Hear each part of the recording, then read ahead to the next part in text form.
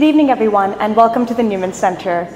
And welcome to our second of the Faith and Reason lecture series this evening, which is a Vocation of the Christian in Public Life, that will be presented by Mr. David Mulroney. And finally now, it's my pleasure to introduce the main person for this evening. Mr. David Mulroney is the president of the University of St. Michael's College and a distinguished senior fellow at the University of Toronto's Munk School of Global Affairs. He served as the Ambassador of Canada to the People's Republic of China from 2009 to 2012. Prior to his appointment to Beijing, Mr. Mulroney was assigned to the Privy Council office in Ottawa as the Deputy Minister responsible for the Afghanistan Task Force, overseeing interdepartmental coordination of all aspects of Canada's engagement in Afghanistan. He also served as the Secretary to the Independent Panel on Canada's Future Role in Afghanistan, also known as the Manley Panel. Mr. Mulroney's other assignments included serving as the Associate Deputy Minister of Foreign Affairs and concurrently as the Prime Minister's personal representative to the G8 Summit. Immediately prior to that, he served as Foreign and Defence Policy Advisor to the Prime Minister of Canada.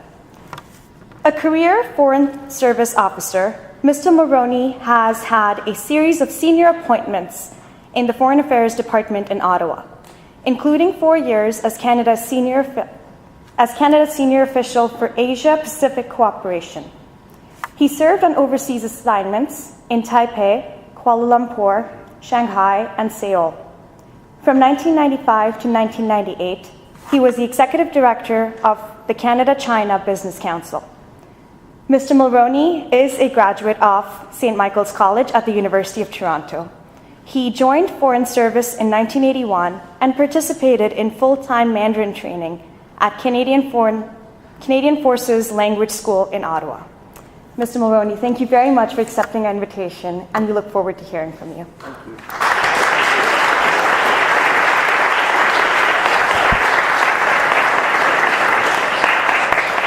Thank you very much, Sonal, and thank you, ladies and gentlemen.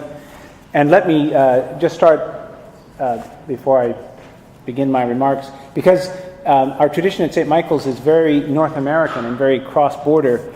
I'd like to wish any Americans with us tonight a very happy Thanksgiving. I know you can't be with all of your families, but please consider us your family for this evening.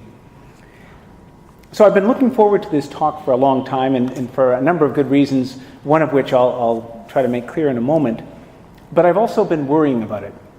The vocation of a Christian in public life is as important as it sounds. The fact is that I will not, indeed cannot, bring to it the discipline, learning, and appetite for ambiguity and complexity of a theologian. And I wish we'd put that in the poster. Mine is the somewhat more risky perspective of the practitioner, who tries to discern meaning and purpose by looking over his shoulder, effectively reinterpreting the past. Since much of the material I'll be reflecting on is drawn from my own experience, it will also be a bit personal. Of course, if you want the really juicy personal details, you'll have to buy my book. Also, my Christian perspective is largely a Catholic perspective, delivered, if not with actual ecumenical expertise, at least with ecumenical intent. And finally, here's my spoiler alert. Let me speed to the bottom line for those of you who may have to leave early tonight. The vocation of a Christian in public life is to serve. It's a high calling, and one to which we must bring loyalty, energy, and integrity. But as is true for people of other faiths, and for people of no faith, the whole person serves. It is a secular calling, but the Christian brings to it convictions about those served and a rationale for the service itself that are profoundly important. There is a possibility that one's Christian perspective may not align with the service one's asked to perform. And in that case, for a Christian, the authority is not the Director General or the minister or even that somewhat amorphous creature called the public, but the conscience, rightly and properly informed as defined by the person whose name we celebrate in this Newman Center. This does not mean that the Christian public servant gets to substitute some privately conceived alternative service, ignoring the wishes of the democratic government he or she was called to serve. As I'll try to argue, the only acceptable option in these instances, which I pray remain infrequent, is conscientious objection. To invoke the greatest Catholic ever to serve in public life, I am the King's good servant, but God's first. As Father Chris, Sonal, and others know, this is a very special place for me.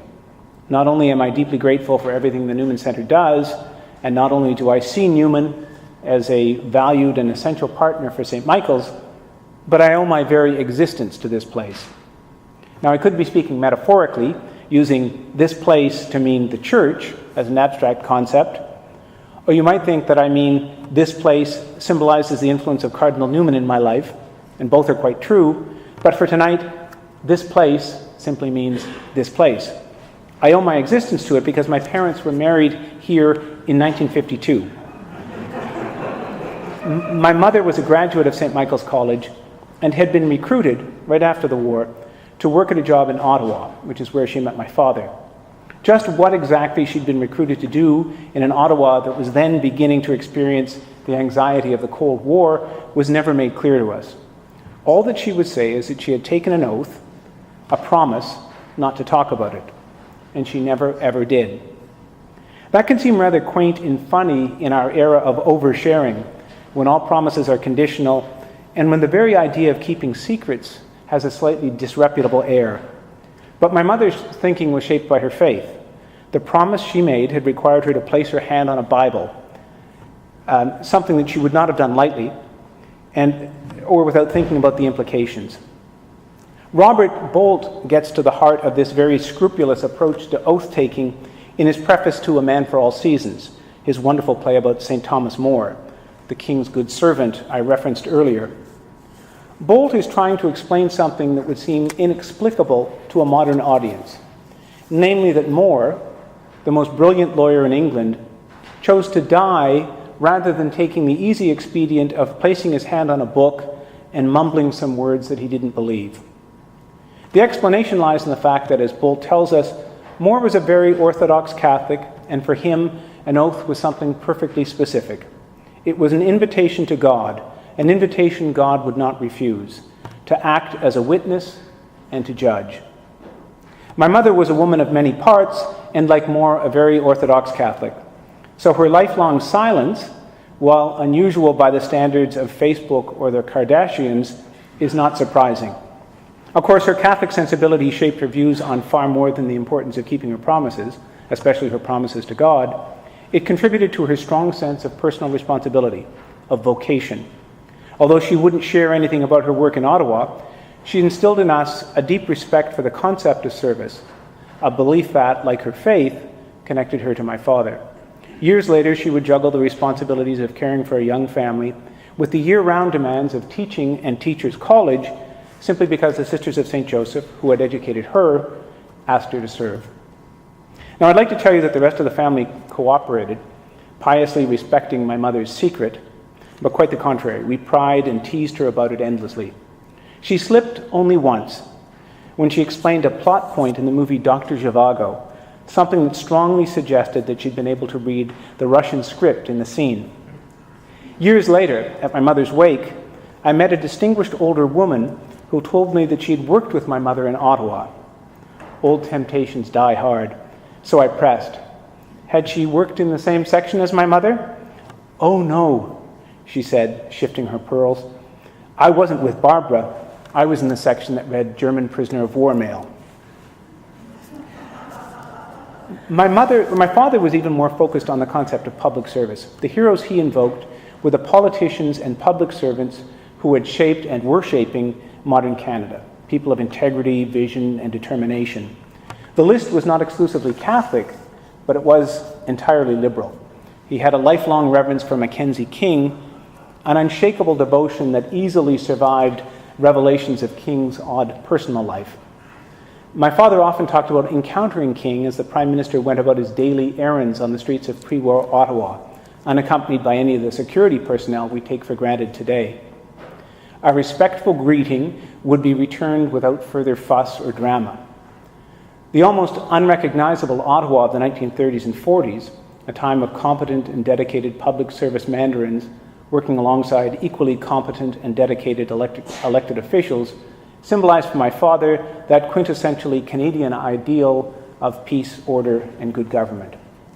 So while each of my parents came at it from a slightly different perspective, both were committed to the notion of the successful and happy life as necessarily being fulfilled through service. Their refrain to my brother, my sister, and me was that God had given each of us a brain with the expectation that we would use it to do good, to serve. When this observation was leveled at me, I seemed to detect a slight quaver in the delivery. That's because I normally heard it after I'd done something that led both my mother and father to doubt whether I'd actually taken possession of a brain in the first place, and I gave them good reason to doubt. That I grew up in a Catholic family that valued the concept of service isn't particularly newsworthy. That was true of most Catholic families when I was growing up, and had been true for many decades prior to that. Another entire talk could be devoted to the history of Catholic social action and to the emergence of dynamic Catholic political leaders with the gradual emancipation and empowerment of the Catholic underclass in North America. Drive through the downtown core of any North American city, and the legacy of that engagement is evident in brick and stone, in block after block of hospitals, schools, senior centers, recreation complexes, and urban missions. If my own interest in public service was kindled by my parents, my interest in the Foreign Service came from two other sources. My great-aunt Viola was a pioneering woman in the almost exclusively male Department of External Affairs, rising from the administrative ranks to serve as vice-consul in Milan and Hong Kong. She was a force of nature, swimming and cross-country skiing into her 80s, and a constant presence at St. Bridget's Church, which ministered to her community, the working-class Irish in Ottawa's Lower Town. The other inspiration was and is my wife Janet, an intrepid traveler long before I knew her, and the daughter of a family that welcomed international students into their home as a byproduct of their genial, generous, and wonderfully Anglican conception of Christian charity. I dedicated my book about Canada-China relations to Janet, referring to her as the ultimate traveler.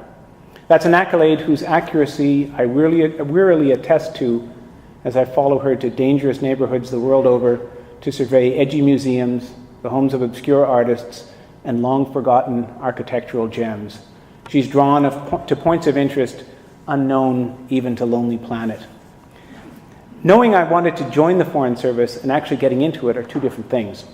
I wrote the exam twice, only getting an interview the second time.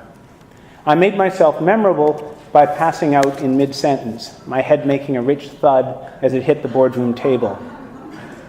The surprised interviewers were kind enough to offer me a second chance. The key moment of round two was a judgment question, modeled around the fall of Cambodia, then a very recent memory. How would I manage the closing of an embassy in the face of general collapse and disorder? And what, in particular, would I do to protect the locally engaged staff? I recognize the question as being inspired by a New York Times article about an actual incident, one that would later be memorialized as the Killing Fields. I didn't attempt to offer a single comprehensive answer, but I did refer to the article and used it to outline some of the complexities a decision maker would have to deal with, and I got the job. A note to would-be diplomats: read widely and don't forget the New York Times. Let me remind you that we're still dealing with ancient history here. I entered government service a year after another Prime Minister Trudeau had memorably welcomed us to the 1980s. It was a very different world. Looking back, I can think of many developments that have contributed to that difference over the course of the last 35 years, but for the purposes of tonight's talk, I'll focus on two important and interrelated trends. The first is the decisive conclusion of the New Deal Great Society era of government activism, and what had been widespread faith in government as an agent of positive change, a necessary leveler. By the 1980s, people were being encouraged instead to put their faith in the workings of what was described as a free market. In this conception, citizens were redefined as taxpayers, disgruntled shareholders in the business of governance. Indeed, government performance began to be managed according to the measures familiar to the corporate world. Experience in business was seen as an advantage for holders of high office, and like shareholders in the private sector of that era, tax-paying citizens elevated cost-cutting to something like an end in itself. Government, usually described as big government, came to be seen as an impediment. As Ronald Reagan, who came to power in 1980, put it, "Government is not the solution to our problem, government is the problem." Here in Canada, my namesake famously promised that if elected Prime Minister, and he was, he would hand out to his public servants pink slips and running shoes. Running against the public service became a key to success in Margaret Thatcher's England and in Mike Harris's Ontario. And that call to arms continues to sound. Over recent years, our former Prime Minister warned Canadians about the RCMP, government scientists, and census takers, and in the recent election, described his party as a last line of defense against power-hungry bureaucrats. In the 1960s, politicians like the Kennedy brothers inspired America's best and brightest to set their sights on the Peace Corps, on reforming Washington, and on fighting for the underprivileged. By the 1990s, government service, with the exception of military service, was often seen as a refuge for those who couldn't make it elsewhere. That message wouldn't have resonated if it hadn't contained an element of truth. Absent dynamic leadership, public service can be too tolerant of mediocrity. And absent the balancing forces of the ballot box, the media, and civil society, government can invade space where it has no business, including religious and family space. But these problems are, I think, the exception, although an exception that is capable of stirring very strong emotions. So the notion that government's job is to level an otherwise uneven and unfair playing field was decisively dismissed, with predictable results. The market tends to enrich those who are most able to navigate its increasingly arcane workings. The rich did indeed get richer, but at the expense of a lower class whose disadvantaged status was reinforced by steadily diminishing access to healthcare, education, and employment, and steadily increasing access to the prison system. That these disadvantages were allowed to persist was in part due to successful messaging by the beneficiaries of the so-called free market system. This involved continuing to reinforce dubious promises of social mobility and continuing to demonize an other whose membership included immigrants, minorities, and lazy bureaucrats. The phenomenon I've described above was and is more virulent in the United States than in Canada, and as discouraging as it has been from time to time, its impact was blunted for me by the influence of gifted political leaders who shared an abiding belief in the positive possibilities inherent in public service. My list of heroes includes Flora MacDonald, Joe Clark, Michael Wilson, John Manley, Bill Graham, and Pierre Pettigrew. And the fact that a little more than a month ago, a government that ran against the public service was soundly defeated by a party that has an ambitious and activist agenda suggests that the pendulum may finally be swinging back. We'll see. My main point here is that challenges to one's Christian beliefs can come from the right side of the agenda as well as from the left. Policies that favor the wealthy at the expense of the poor, that demonize the prisoner, that close borders rather than open doors, and that ignore the very real damage we are doing to God's creation, run counter to Christian teaching and values. If I was pressed to identify a barbaric cultural practice worthy of a call to the tip line that the last government was proposing, I'd blow the whistle on denying health care to refugees. But that's not to deny the very real challenges introduced by the other major change that I want to identify. Just as over the last 35 years we've witnessed, and mainly from the right, a marked propensity to see life through an economic lens and to identify human beings primarily as taxpayers, shareholders, and consumers, we have seen a corresponding desire, in this case mainly from the left, to elevate the notion of individual choice as the single highest good imaginable. But just as the market isn't quite as free as its champions assert, choice isn't quite as widely available as its champions maintain. Choice is most readily available to the prosperous and the powerful. It is less of a possibility for the poor, prisoners, refugees, the infirm, the aged, or the unborn. In other words, what passes for choice is only on offer to a relatively small and privileged segment of the developed world. It is also often gained at the expense of someone else. One of the most compelling insights that Pope Francis offers in the encyclical Laudato Si is that our unbridled consumption, our selfish choice, comes at the expense of the poor through low wages and environmental degradation. Finally, such choice is rarely informed and more often completely untethered from any systematic analysis of broader moral and ethical considerations. What matters most is my passionate and somewhat tautological assertion that whatever I want to do is right because it corresponds with my desire to do it. And if you think you see a fundamental connection between these forces emanating from right and left, one celebrating the market and the other celebrating choice, you would, I'm pretty sure, be right. Both reflect a profoundly secular, materialistic, and individualistic view of life. The key question isn't so much what's right or wrong, but what's right or wrong for me. It was not always so. Although the government I joined in 1981 would have rightly described itself as entirely secular, the Canada that it served was much less so. Indeed, there was very little daylight between me and my new colleagues when it came to the most basic assumptions about right and wrong, beginning with the very possibility of speaking seriously about them as concepts that have meaning. This broad and readily discernible moral consensus was frequently reinforced by the great and the good in society, by the media and popular entertainment, and by codes of conduct, both written and unwritten. That it was also a time of hypocrisy, intolerance, and manifest unfairness is also very true. But while we have made great and welcome progress in many, many ways, this does not include banishing hypocrisy, intolerance, or unfairness. Put another way, we're simply hypocritical about, intolerant of, or unfair to different things. Worse, far, far worse, we've undermined, intentionally or otherwise, some of the bedrock assumptions about our humanity that have served as the foundation for our society. This evolution was harder for me to discern, in part because it took longer to become salient and consequential, and because I didn't encounter possible ethical and moral challenges as a Catholic public servant until I was more advanced in my career and dealing with more serious issues. In fact, the challenges that did become apparent to me didn't surface until the last 10 years of my career.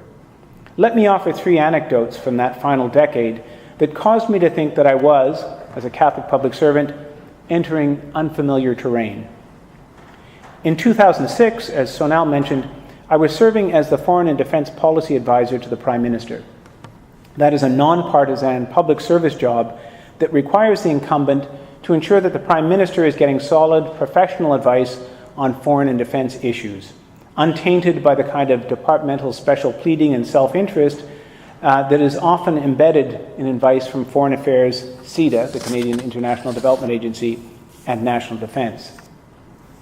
At one point, I was asked to explain to the new government what was happening at the UN under the general heading of women's reproductive rights. Specifically, what was the Canadian delegation's policy agenda, and whom had we invited as outside expert advisors to help us? As I attempted to answer that question, I encountered a profound reluctance on the part of the Canadian public servants working on this file to share information, much less seek guidance from the new government that Canadians had elected. There was little appetite for possible new policy directions and little enthusiasm for consulting with groups whose advice our delegation might not agree with. This was often accompanied by efforts to discredit any groups with contrary, meaning pro-life, opinions as being professionally and intellectually suspect, an embarrassment among the largely like-minded international community the Canadian officials had grown used to working with. That I found this personally distressing as a Catholic is not the point here. My main concern was the fact that the foot-dragging was professionally unacceptable. One of the core principles that distinguishes, or should distinguish, the Canadian public service is what we refer to as democratic values.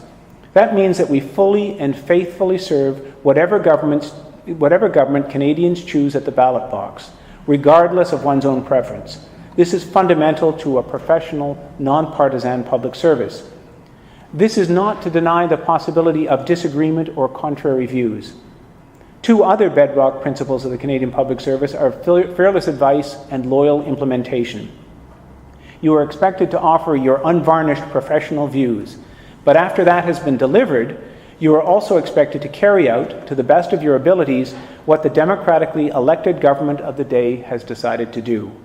Conscientious objection is, or should be, an option. Stubbornly and sneakily substituting your own preferred policy choice is not. A second, somewhat similar example arose with the first suggestions that the Conservative government was serious about its pledge to appoint an ambassador for religious freedom. I was struck by the profound ambivalence with which the idea was greeted by some of my colleagues by some of my colleagues. Within the department, a number of people came up with the same surprising question. Would the government also be appointing an ambassador for atheism? It was as if the very idea of the ambassador and his or her office represented an unfair advantage offered to religious believers, as if religious freedom and religious believers weren't threatened in many parts of the world, and as if the protection of this freedom wasn't promised in the Universal Declaration of Human Rights drafted by John Peters Humphrey, a Canadian. For me, the litmus test of departmental seriousness about the office involved whether or not colleagues would actually build the defense of religious freedom into the context of Canadian human rights policy, whether they had the creativity and inclination to see it as an organic component of a comprehensive approach. There was no sign of such principled engagement in my last years in government. Anticipating the creation of the new office, the embassy in Beijing had designed a number of potential projects that would have allowed us to support the expansion of religious freedom in China.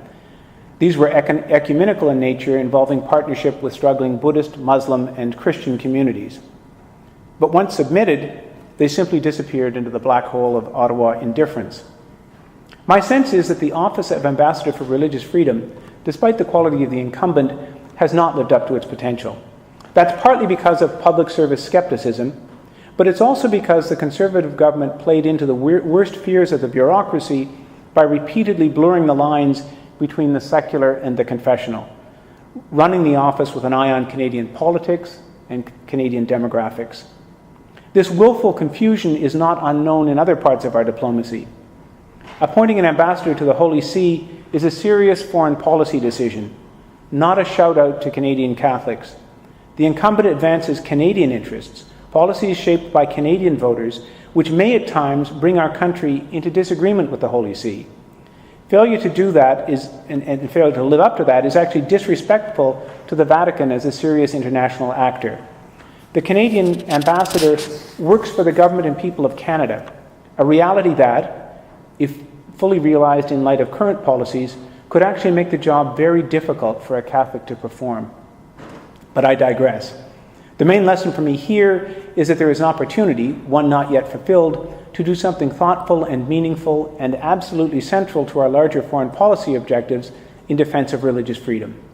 This requires the government and its public servants to think of religious freedom as a human right, as real and worthy of protection as, for example, freedom of expression and freedom of association. Note that these two examples involve public servants pushing back against the elected government, admittedly a conservative government, whose policy interests ran counter to their own on reproductive rights and the place of religious freedom in our human rights agenda. The next example is both different and more personal. My third vignette comes from my time as ambassador in Beijing. I was normally asked to sign off on projects that the Canadian International Development Agency, CIDA, was undertaking with Chinese partners. CIDA was then in the process of winding down its program in an increasingly prosperous China. Its remaining focus was on the most marginalized, people who were falling between the cracks of the Chinese system. Not surprisingly, many of these people are Tibetan. One of the projects I was asked to approve involved the provision of training to sex workers, the idea being to make the people who were so identified safer in their work and to help them to avoid economic exploitation. I didn't bother to dispute questions of terminology, real and important as they are, but I did decline to approve the project, explaining that I thought that we, as a rich country, should be directing our efforts at ensuring that women had other options for supporting their families. Why not offer them more vocational training? But in addition to questioning this in policy terms, which was within my professional authority, if not in CIDA's view my competence, I added an additional element. I knew that CIDA headquarters would overrule my assessment in an area where I was clearly a layman. Indeed, my lifetime record in raising similar objections with CIDA was something like 0-38. What I added was that my conscience wouldn't allow me to sign on to the project in any event, whatever headquarters ultimately decided. It seemed to me absurd and wrong that we would so cavalierly translate ideas being debated in the policy salons of Toronto and Vancouver into the lives of single mothers struggling for survival in windswept villages on the Tibetan Plateau, ideas that would, in my view, rob them of their human dignity. My rejection was taken in stride and the project was rerouted through an alternative approval process.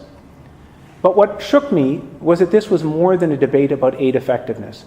I was seeing the emergence of a different way of thinking about human sexuality and human nature, about what is good or bad for someone, and possibly about whether we can speak meaningfully about these things. While I had learned to be supple, innovative, and accommodating as a public servant, there are limits, or should be. I had, in this case, reached mine, and in doing so, was getting a glimpse of a future that looked more difficult for a Catholic public servant to navigate. Before I get to my conclusions, allow me to share one other story from my Chinese past. Early in my posting to Beijing, I bumped into a Vincentian priest I had known years earlier in Taipei. His question for me was simple.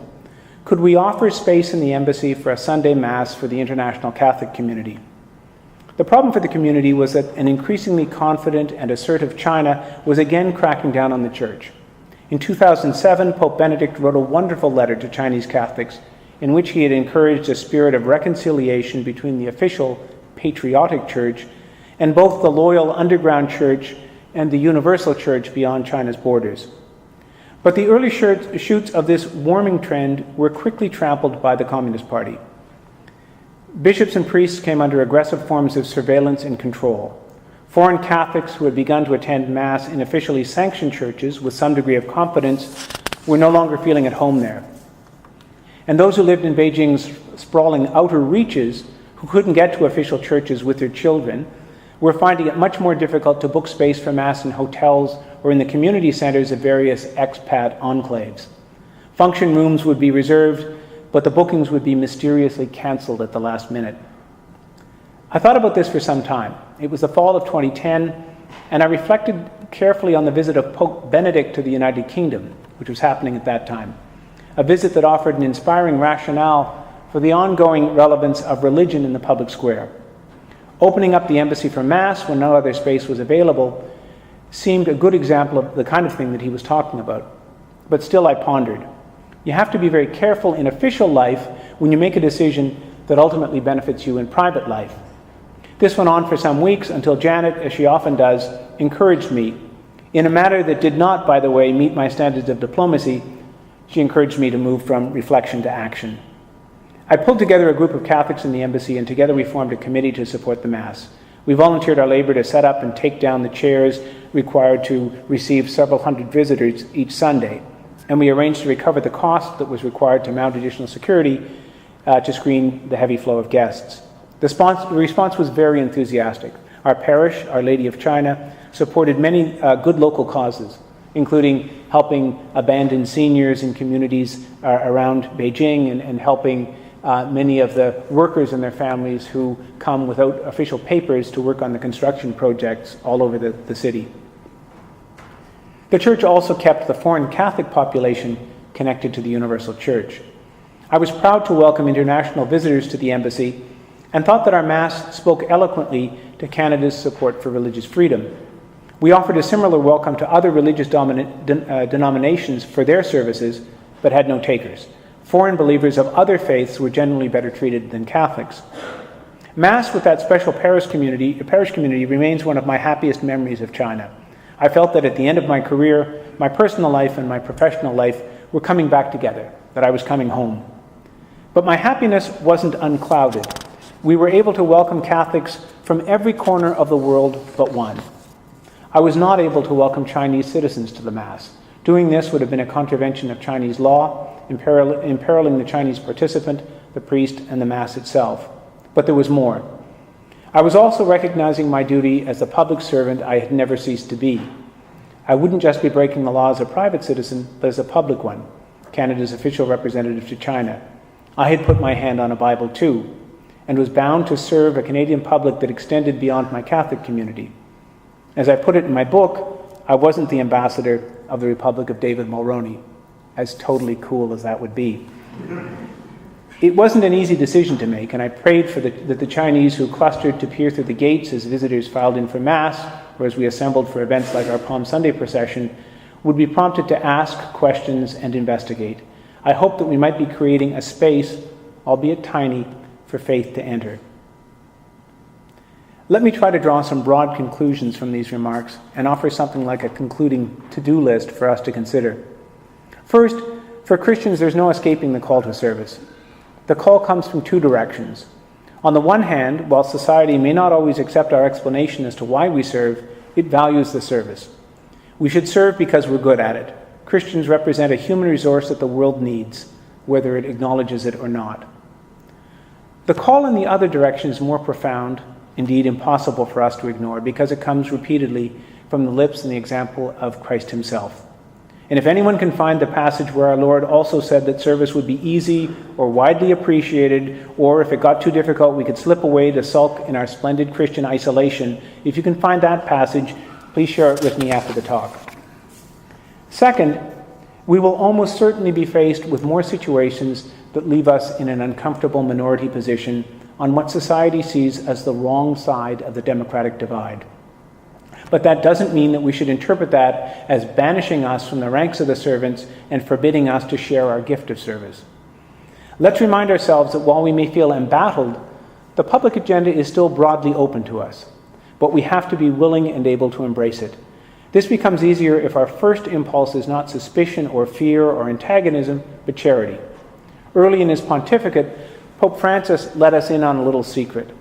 The world out there isn't a strident mob of powerful and unfairly disadvantaged opponents, so much as it is a field hospital full of wounded and demoralized brothers and sisters.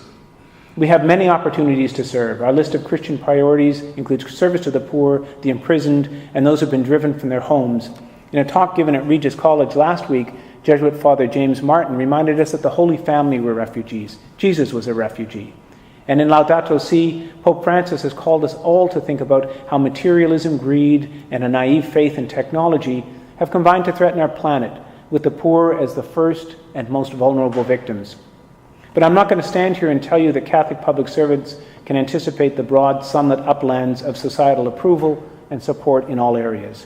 We need to face up to the growing divide over life issues, the long-standing confrontation over abortion, and the looming one over euthanasia and assisted suicide.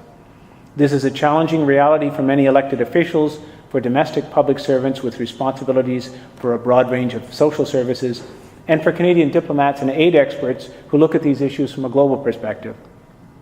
The space available for those who can't sign on to what appears to be a widespread public preference for, that word again, choice, is getting smaller by the day. Catholic public servants, at least those who try to follow Catholic teaching, are almost automatically on the other side of the democratic divide.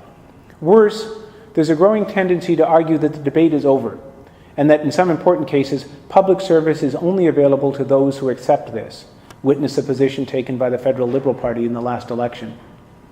The situation in this respect is dire, but not without rays, faint and distant, of hope and possibility.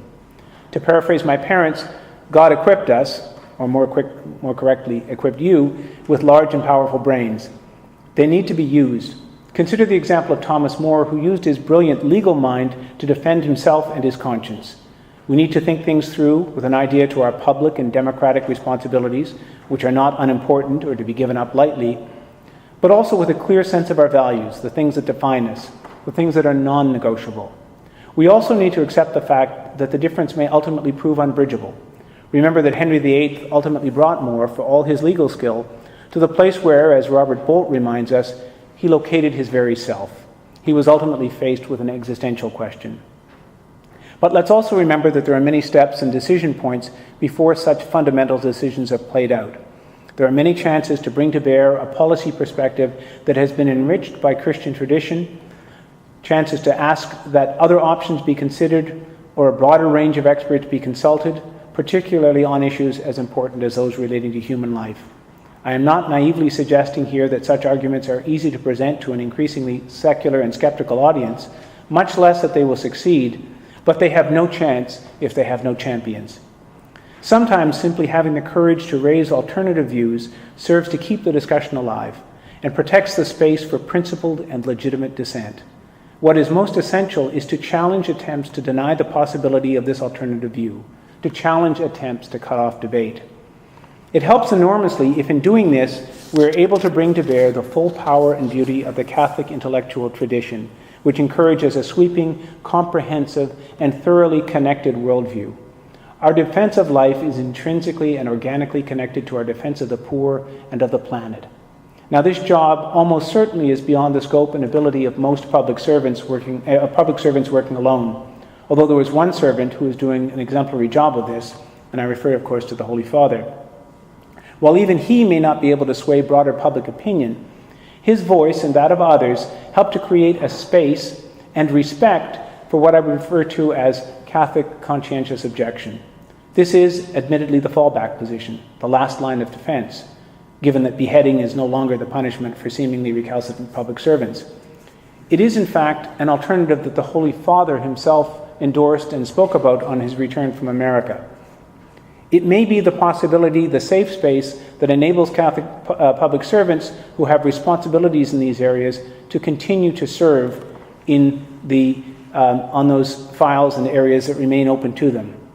But we need to struggle to win even that space. I often think of the example of Quaker and Mennonite conscientious objectors in time of war. Their refusal to serve on grounds of conscience was, I think, of benefit to more souls than their own.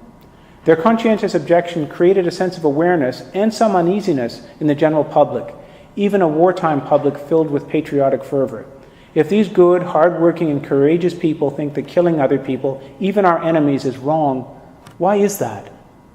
But again, we will not be allowed even that small space reserved for conscientious objectors unless and until we can communicate our broader agenda of love and service. We are not heedless of the plight of pregnant women or of the sufferings of the old or infirm. Our first impulse is not to judge, but to serve, to heal, and to love. But the scope of that service, like the target of that healing and that love, is broad and inclusive.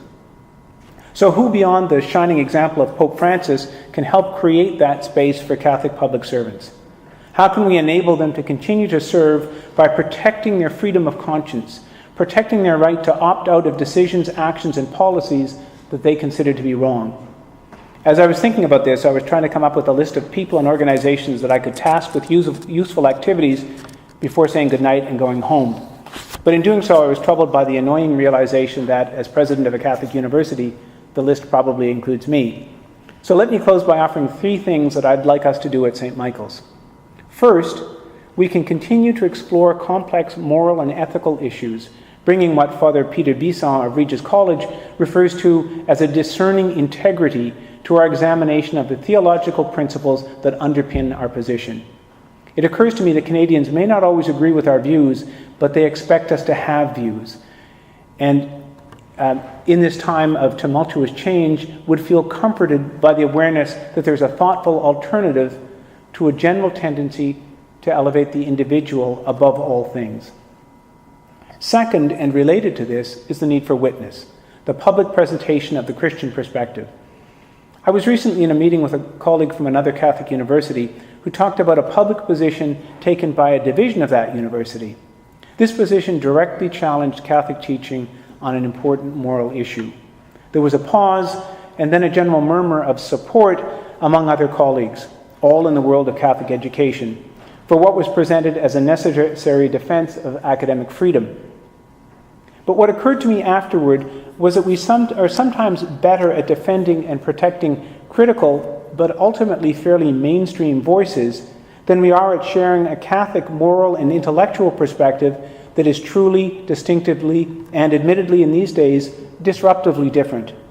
Isn't that a freedom worth defending? Third, there is certainly more we can do, perhaps via continuing education, to support the coming generation of Catholic public servants, the Catholic leaders who will be taking the national and global stage in the next decades. Can we help by identifying and clarifying issues, sharing best practices, helping to create networks, and invoking inspiring examples?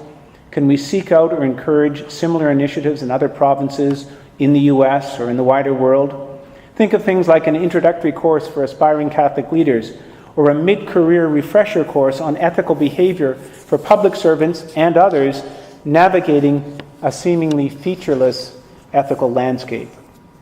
Now, I made the mistake of finishing my presentation by giving myself more homework.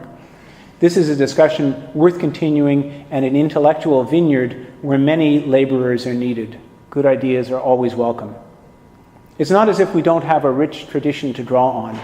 The thing that connected my office at the PCO, the Pearson Building, the Afghanistan Task Force, the Canadian Embassy in Beijing, and now at St. Mike's is, aside from my own distinguished presence, a reproduction of Holbein's famous picture of Thomas More.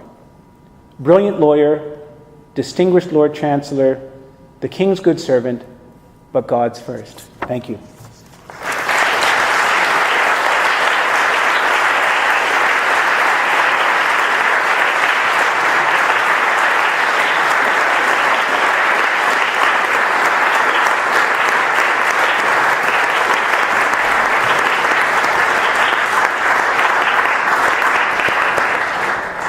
Thank you very much for those words, Mr. Mulroney. I now open up the floor for some questions you may have.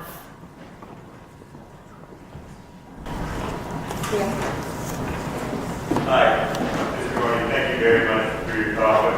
I was wondering, when you did some, I guess not so recent anymore, book on Catholic universities, Jackie Costa notes that in order for a university to be truly Catholic, they need to engage in what he calls true pluralism by debating and intellectually offering opportunities for dialectic and whatnot with non-Catholic universities. I was wondering if St. Mike's was going to have any of that.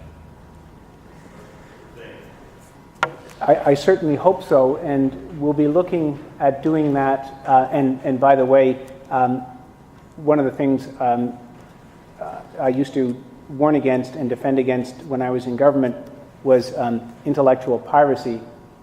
I take copious notes every time I come to the Newman Center on how to do things, but in terms not just of the discussions in our classroom, but especially in terms of the public presentation of alternative views. And if I could be critical of my own institution and others, I don't think we've been as robust as we need to, and we've tended to sort of focus on one end of the spectrum. I think there are real pressures in a university setting in presenting that broader view.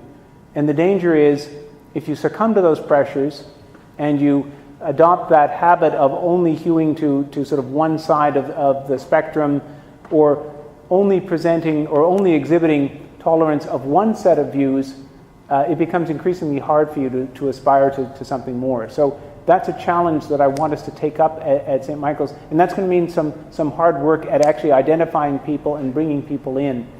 So that work has begun, but we'll also look to partner with folks like Newman, Ryerson, with others in the Archdiocese, to bring, because if those voices aren't heard, that space that I've talked about diminishes, gets increasingly smaller.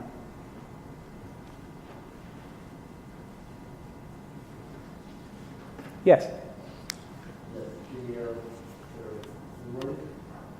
Could you mention any experience if that happened when you were in the foreign service in China or in South Korea, being able to help with the Canadian International Development Agency, CIDA, funds to the diplomatic work and projects to develop that really have a big impact on the poor people? Sure. Let me tell you one totally unrelated story, because you mentioned Korea, and it reminds me of something. So we were in Korea in the 1980s, early 1980s, and our house was about 3 or 4 miles from the embassy in the old university district, the old district of Seoul National University. And right behind our house was a very large Catholic center. In Korea, unlike Japan, Korea's Christian population was well above 20%. And it so happened that John Paul II came to Korea while we were there. And as I was walking home from work one night, I saw the crowds lining the street, and I saw the Pope-mobile coming. And as he got closer, I felt tears streaming down my cheeks. I thought, I'm a very loyal Catholic, I like John Paul II, but I didn't expect to be so emotional. Well, I had actually been tear-gassed, because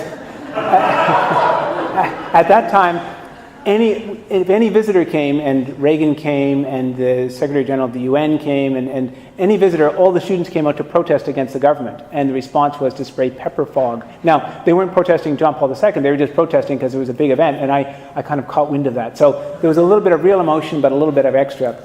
And if I am sometimes critical of CETA, I should also, and thank you for giving me the chance to acknowledge some of the good work they did. They frustrated me sometimes because I thought that their presence in China was controversial.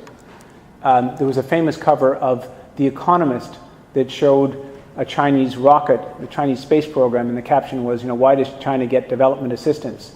And as soon as people in CETA saw that in the last government, they were very afraid that they'd be criticized. The reason CETA was necessary in China was, as quickly as China was developing, that development left many people behind. Some people just because they couldn't get at them, it was just happening, the cities were growing too quickly. Others, like Tibetans and Uyghurs, Muslim Uyghurs in the far west, because they were not very high on the policy agenda. But there was one really great project that I really admired, and that was CETA worked in South China in support of migrant women. So young women who would leave their villages and come to South China, to Guangzhou, used to be called Canton, to get work. And very often, these people would be exploited by their employers because they were young women from the villages. What did they know? They would pay them less, treat them poorly, and they were so afraid of losing their job that they'd submit to this.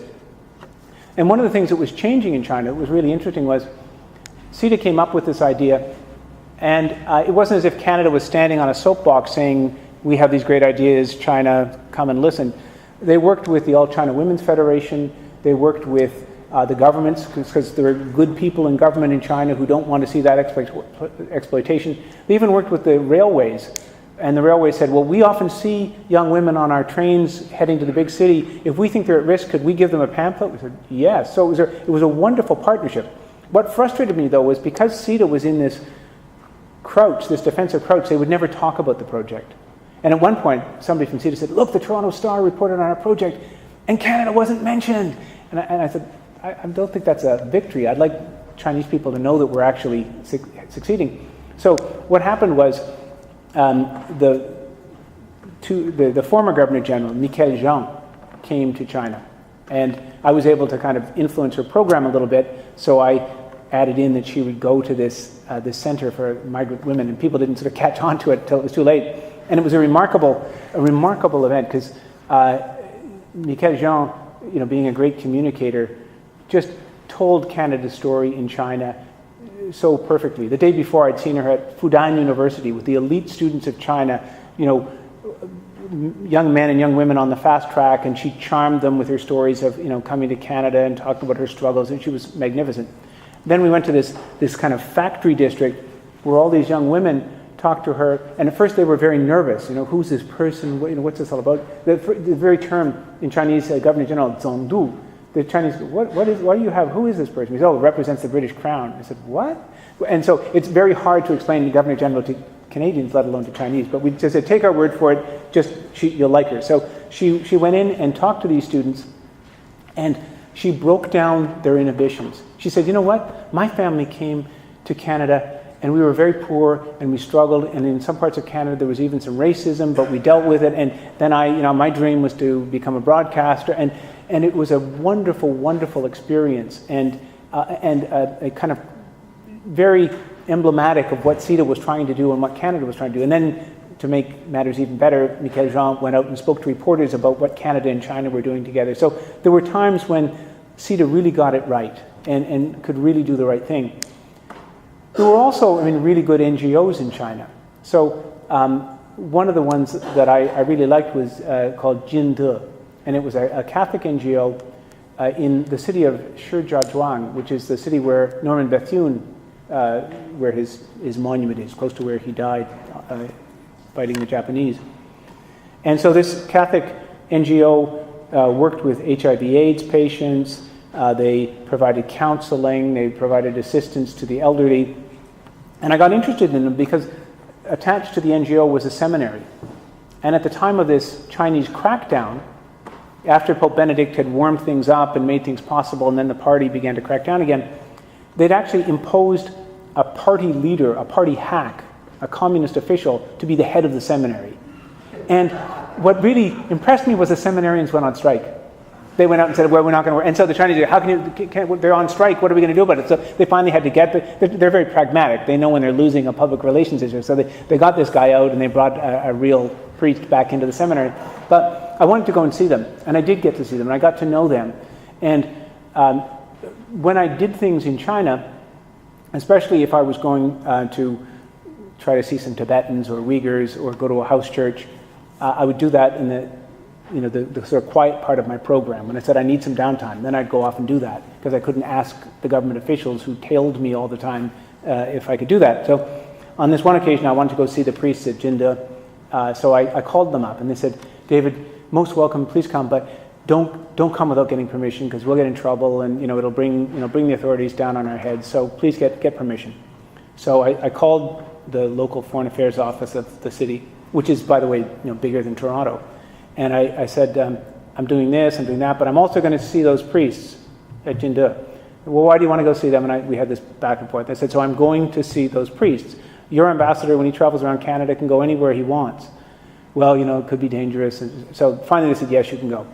So it was going to be my first call. So I get to the train station, the train pulls in, and there's a junior guy from the foreign ministry, and he said, you're not going to see those priests. It's off. The visit's off. And the priests were there, and they were kind of embarrassed by his histrionics, and said, you have to see a really important person downtown, so there's no time.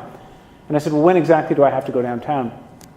And he said, well, you've got to be there in 45 minutes. And I said, well, I still have 15 minutes that I can get there in 15 minutes, see it, and then go. And I brought, because I'd learned that, and this may be true of priests, nuns, and seminarians elsewhere, they liked Canadian cookies and cakes. So I brought a whole bunch of cookies and cakes. So I literally ran through throwing cakes and cookies at people. And I saw the rector of the seminary, and he brought me into his office and said, David, I want to show you something. And there was his picture. He couldn't show it outside, but there was his picture of Pope Benedict. And he said, we're official, we have to apply all the rules, but in our hearts, we're loyal to the Universal Church. And I saw one of his priests not so long ago. He came to Toronto, and he said, we remember those cookies. So you just never know. You never know what the impact you can have. Cookies open door. Cookies always open doors. People never say no. Any other questions? One and two. Yes, sir. So maybe I should stand over here so everyone can see. Sure, or you need to use this. I'm too afraid. Okay. So I hope not to put you in an uncomfortable position. I don't think I'm asking this question about, because I'm not going to ask for your opinion on a public issue. But when I was a student member of the board of student union at UTM in Mississauga, I often had to, as a Catholic, try to decide how to promote a view that I had in face of values that were against our Catholic teaching. So, since you're in a similar, much more responsibility, of course, position at St. Michael's College as the president. Say there is a project that students propose, or maybe even the university proposes, maybe a branch of government proposes to be implemented, maybe not only at St. Michael's College, but around, and say it definitely goes against what our values would be, not only as Catholics, but as you mentioned, larger scope of good for other people. Where is that line where it would be okay for a Catholic to say, well, it's not me saying yes or authorizing it or pushing it forward, and I can maybe say it's them, I can only do my duty as an appointed president of the college. And when you already cross that line and are probably doing something that as a Catholic maybe you shouldn't do it, you should object to your conscience. That's a fantastic question and a really good one. Let me just say, first of all, it's much harder for you on your own at UTM to stand up for things than it is for me at a Catholic college where I've reinforced and I've got all kinds of people around me and supporting. So full credit.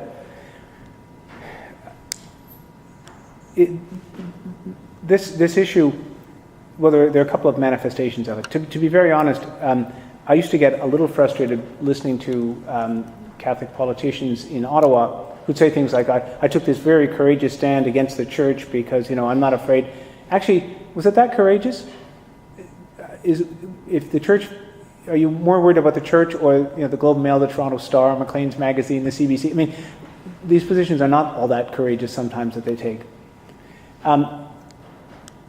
I think what happens and what's important is that you have to offer your view. You have to give your opinion.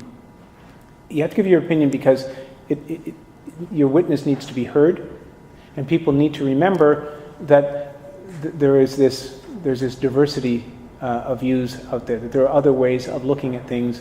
It has to be done very diplomatically and with a lot of charity and compassion, but you need to keep that space for legitimate dissent.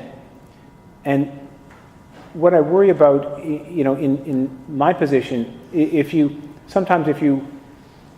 ignore something or don't speak to it because you want to be considerate and kind and you don't want to disrupt an event, you've not only missed a teaching moment, you've taught something else, that that these issues don't matter.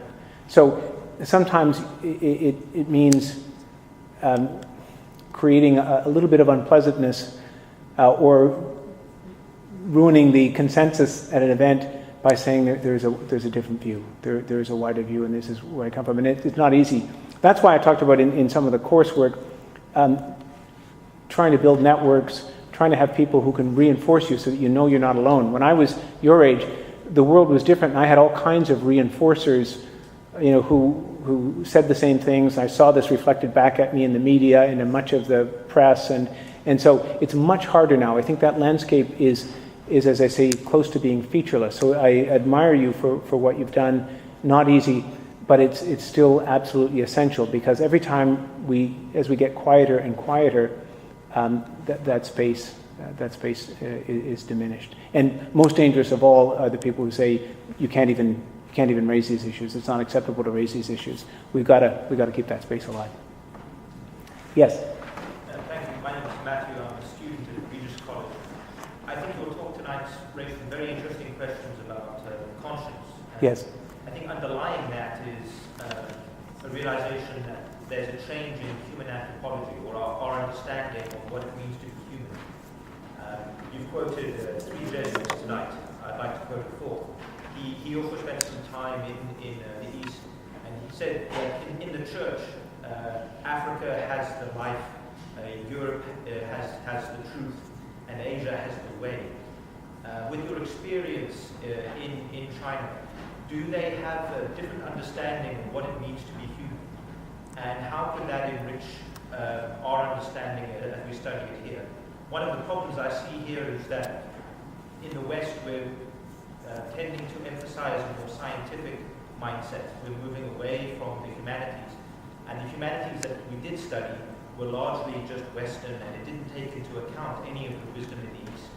Have you managed to see anything in your travels or experience of especially what it means to be human, and maybe where there could be some convergences with the Catholic understanding of that? Well, China is an interesting place, but in many respects it's a sad place, because it's also a society that has, for 70 years, essentially denied any possibility of the transcendent or the spiritual, and that has a devastating effect on generations of people. When I'd see very senior, very competent, highly placed diplomatic officials in Beijing, and they'd actually spit out the syllables, Vatican, Vatican, as if this little enclave in the middle of a European city could threaten this nuclear-armed, country of 1.3 billion people. So the capacity even to understand that perspective has been reduced. So the kind of spiritual China of the ages is hard to find, but it exists. Janet and I had a great opportunity, along with Aiden, our son, to travel to Dunhuang in the southwest of China. It's on the Silk Road. And Dunhuang is notable for its caves, carved out of the kind of soft rock of the ranges. And because it's on the Silk Road, it's a place where Buddhism entered China. So the first caves from about the 2nd and 3rd centuries show Buddha as an Indian, and he wears Indian dress and he looks very Indian. The later caves, the 7th and 8th century, Buddha looks very Chinese. So Buddhism is moving and changing. And one of the things I'd say because the Chinese were always, they want to sinicize the church. They want to say, this is a Chinese church, this is, and I'd say, well, look, religions move. I've gone to Mass, in Cambodian, I've gone to Mass in Poland and in Italy and Ireland. I mean, I've never thought about the nationality of the priest. It doesn't matter. So these hang-ups are not all that helpful. But the problem with modern China is this pervasive, from government, secular spirit, and one that very much reduces people to sort of economic units. And things that benefit the 100 million people are justified. Things that crush 100 are just necessary on the road to political change. So spiritual growth at the level of the party isn't there. The party actually fears what's happening among regular people in China. So you have the emergence of house churches in Protestant communities. So house churches are churches not controlled by the government, not controlled by SARA, State Administration of Religious Affairs, which insists that it kind of, after the successful communist takeover at the end of the Civil War, it brought all the Protestant churches together and said, you're going to be one Protestant church. This is the official state church. So now you get people in Beijing or in the far west of China who want to read their Bibles and sing hymns and get together with their small communities and don't want to be organized that way. And the church, or the government is trying to stop this. There were big demonstrations in Beijing, and I used to find that our locally engaged Chinese staff tended to know an awful lot about the house churches, and they'd kind of wink as they tell you, because they were members of the house churches. So the party's worried about this because many of the people who work for the party are also members of the church. And I remember on another instance going to Chengdu in Western China, and what's happened in that part of China because of the Chinese clampdown in Tibet is, prior to 1949, Tibet's windows on the outer world were all in India and Burma. The cities that Tibetans went to and the cities that brought them news of the outside world were Rangoon and Calcutta and places like this. Now it's Chongqing and Chengdu and the place, it's all in China. So when I was in Chengdu one time, I went for a walk through the Tibetan town with an American of Tibetan origin. And he was showing me, street after street of shops and restaurants and all kinds of Tibetan people, lots of security.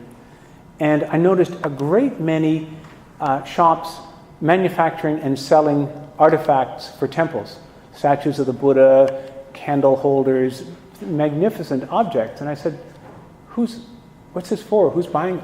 He said, well, it's for the temples of the Tibetan region, which goes far beyond Tibet in Western China, and it's paid for by Han Chinese, some of them the spouses of senior party officials. They're rejecting even the Buddhism that's permitted in the main part of China, the traditional Chinese Buddhism. They're interested in Tibetan Buddhism because it seems more alive to them. So there's a resurgence in Tibetan Buddhism, there's a resurgence in Christianity, and then there's this manifestation of Islam, particularly in the far west, that the party simply doesn't understand. So it fears this. So China's not really in touch with its spiritual side, and the party is struggling to control this popular manifestation. Final point is, the one safe channel that the party saw was the rehabilitation of someone who had been really demonized in the Cultural Revolution, and that's Confucius. So Confucius could be made safe because he becomes someone who's tied to China's past, is very much for education and the family, so he seemed to be kind of controllable and safe. And even though he'd been demonized in the Cultural Revolution, maybe this is a safety valve for this spirituality. And to show you how funny political movements can be in China, nothing was said about this, but suddenly in Tiananmen Square, which is the most political part of Beijing, if you're going to send a message, you do it in Tiananmen Square, there's a gigantic statue of Confucius. Just one morning, people arrive and there's Confucius. How did he get there? Nobody knows. But so suddenly people, and the Chinese are very good at reading messages, okay? So the government's telling us something. What is it? Well, maybe it's that Confucius is making a comeback. Janet and I had gone to the birthplace of Confucius in Chufu. And the park near the ancestral home of that family is full of memorial tablets to Confucius, all of them with a crack at about this level, where people in the Cultural Revolution went in with sledgehammers and cracked it. So gone from being demonized to suddenly people are saying, oh, we better start studying Confucius. This is really important. And there's, in fact, one of the kind of prophets of the new Confucianism is a Canadian guy named Daniel Bell from McGill University. But then, people said, okay, Confucius, and they got really interested in Confucius, and then the party said, this might be a little too strong. So the next, like a month later, it disappeared. And it's now hidden in a courtyard of the main museum. So the party struggles to come to terms with spirituality. When Mary Kay Cosmetics came to China, normally companies, when they enter China, have to go through the Ministry of Commerce. Mary Kay, I think, has kind of messianic, sales meetings, revival style sales meetings. It pumps up its sales force.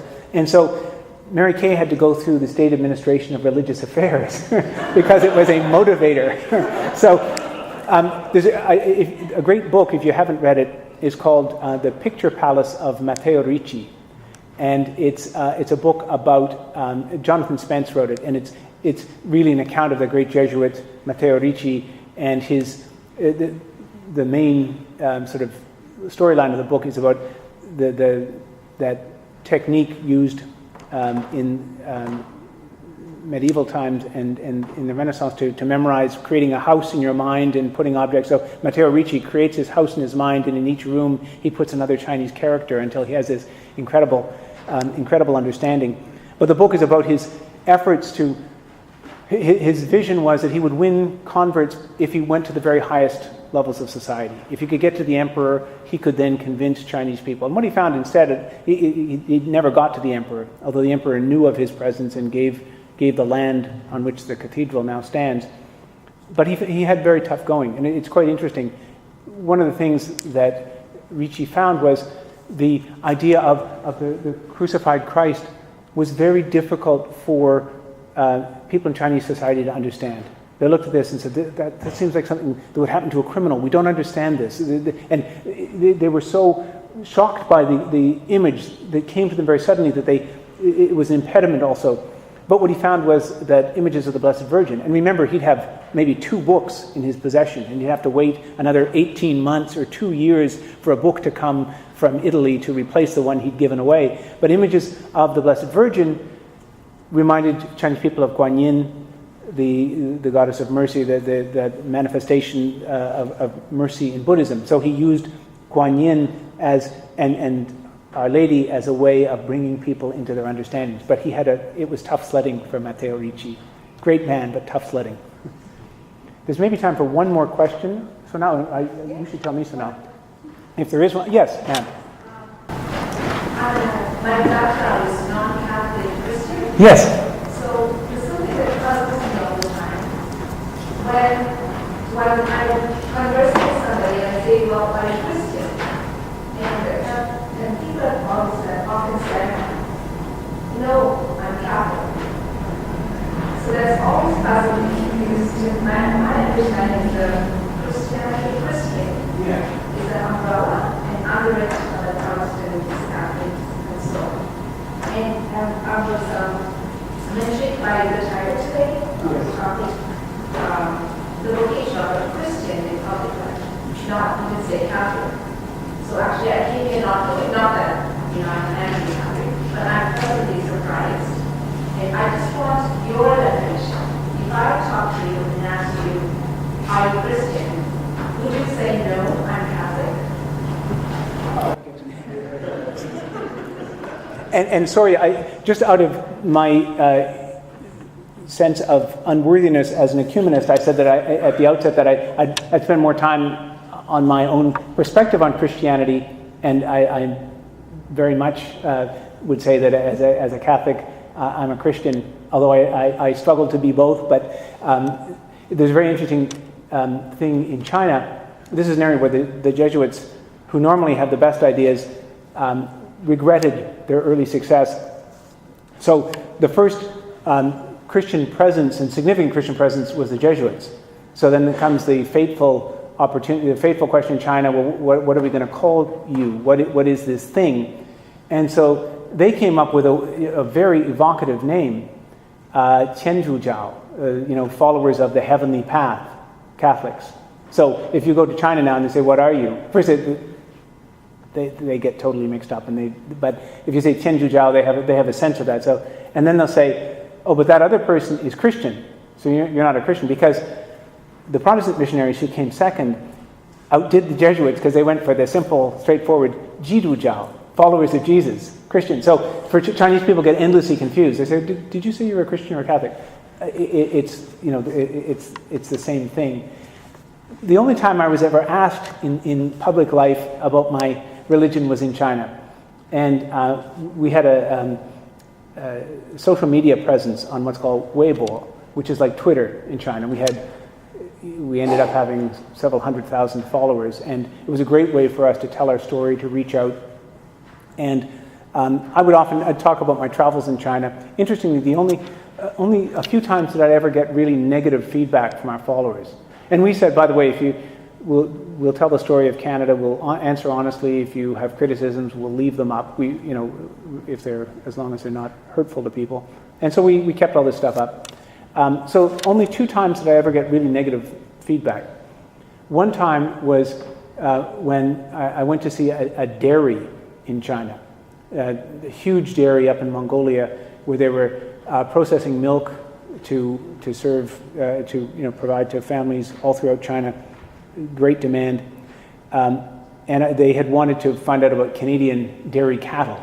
So as soon as we heard about that, I trundled off to Mongolia to preach the virtues of Canadian dairy cattle. And I talked about my trip to the dairy, and they said, Chinese followers afterwards said, that's a very bad place, you shouldn't go there, because prior to the Olympics, there had been a terrible scandal in China involving tainted milk.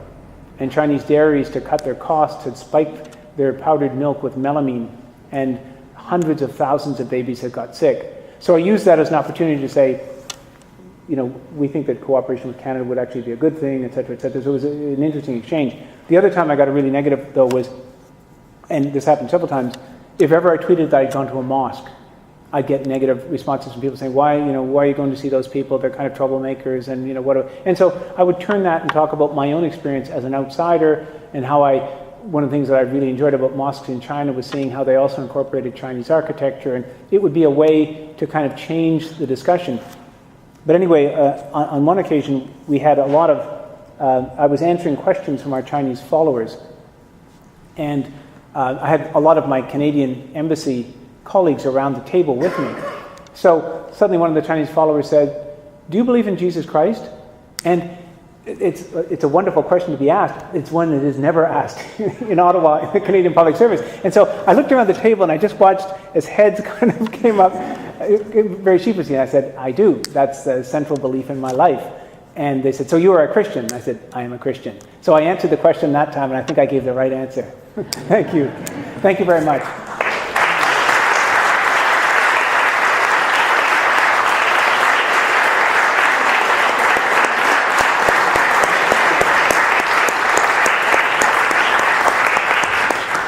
David, on behalf of all of us here at the Newman Center, we'd like to thank you for the honesty by which you shared all of your experiences.